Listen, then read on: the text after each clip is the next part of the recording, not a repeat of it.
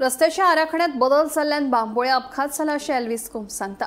रस्तो येरादारी आनी महामार्ग मंत्रालयान दिल्लो मूळ आराखडो योग्य प्रक्रिया पाळिनासतना बेकायदेशीररित्या बदलला। फाटली 2 वर्सां जालीं आमी हे विशीं आवाज उठयला अशें एल्विस कुंभसाचें म्हणणें।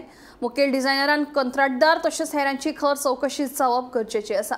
हाचेर उपाय काडलो ना जाल्यार ह्या मार्गाचेर आनीकय अपघात जावपाची शक्यताय आशिल्ल्याचें एल्विसाचें म्हणणें।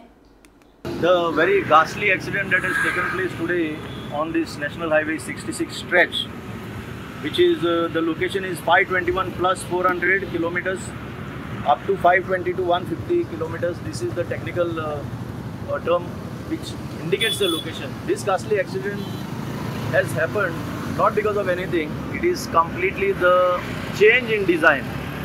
The original design done by the principal designer of the MoRTH, Ministry of Road Transport and Highways, has been surreptitiously changed without any authority of law, without following due process, and we have been fighting over this for the last 2 years.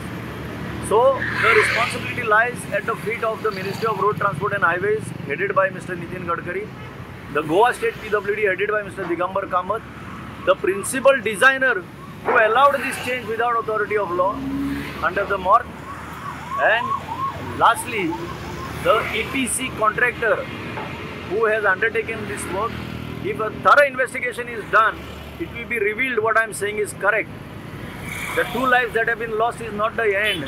The possibility is more lives would be lost, more people will get injured, there will be more damages if investigation doesn't take place and this is rectified.